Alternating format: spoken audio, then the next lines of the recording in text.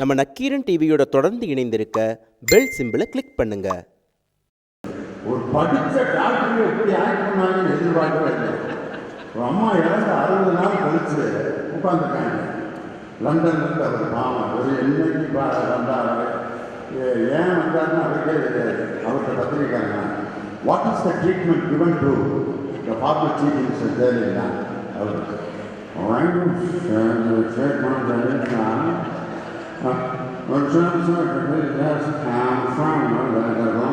infection and dehydration. This is the problem. What is the reason for the 3 holes? I don't know. எனக்கு அதுக்கு சம்பந்தமே இல்லைடா, 3 ஓட்டை எவன் போட்டான்னு தெரியல. அந்த பத்திரிகைக்காரன் வந்து, ஐயா நீங்கள் அது வேற என்ன பக்கத்தில் ஒரு ஆள் அதுக்கு மொழிபெயர்ப்பு பதப்படுத்தப்பட்டது உண்மைதான். கடைசியில் இந்த 5-6 பேர் சேர்ந்து ஒரு பேட்டி கொடுத்தது மாதிரி ஒரு திருட்டுக்கான உலகத்தில் எதுவுமே இருக்க முடியாது.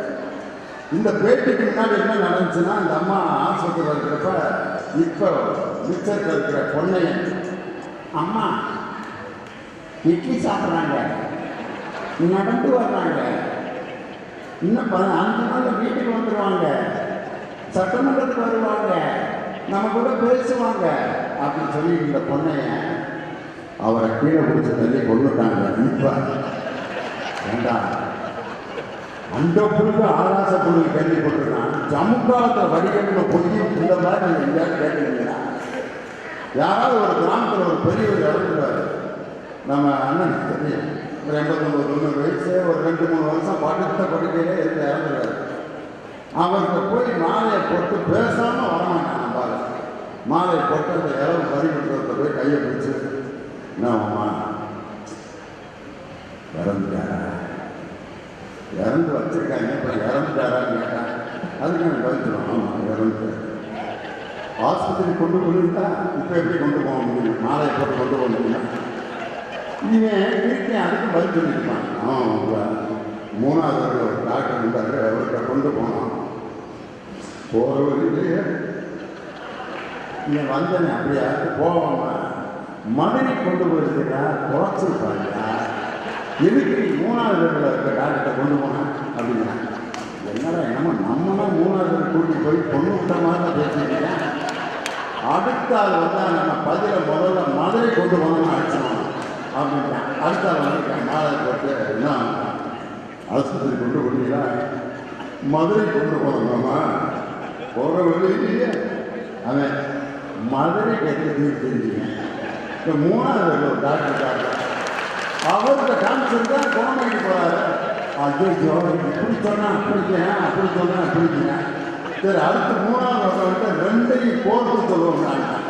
3வது வந்தான், இன்னும் ஆஸ்பத்திரி கொண்டு வெளியில 3வது டாக்டரை கொண்டு போனால் ஒரு மதுரை எழுதி கொடுத்தாரு. மதுரை கொண்டு போனோம்னா போகிற வழியிலேயே அவன் ஆஸ்பத்திரி எதுக்கு தூக்கி இருந்தீங்க, பெரிய ஆஸ்பத்திரி தூக்கி போனாக்கா 75 நாளில் பாடியாக தானே திருப்பி அனுப்புகிறேன். உள்ள நுழையும் போது பாடியாக வந்துச்சா, வெளியே வரப்பட்ட பாடியாக வந்துச்சான்னு எப்படி தெரியும்? ஒன்று யார் பெரிய பெரிய ஆஸ்பத்திரிலாம் தூக்கி கொண்டு சொன்னது? வீட்டிலே வச்சுருக்காங்க. என்னடா எது சொன்னாலும் நம்ம தான் கொலகாரங்க மாதிரிலாம் புட்டை போடுறாங்க. அடுத்து ஒருத்தன் வந்தான், வந்து சுதாரிச்சான். யார் நம்பார் மாலை போட்டு ஆஸ்பத்திரி கொண்டு ஓடி வரணும். இந்த படுத்திருக்காரு, அதை எழுதிக்காரு.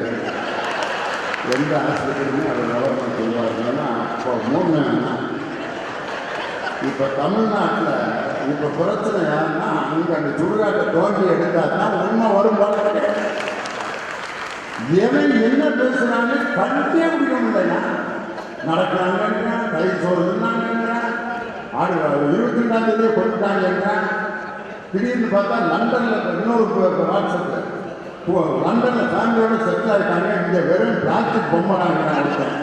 ஒருவேளை அப்படி இருந்தாலும் இருக்குங்களா?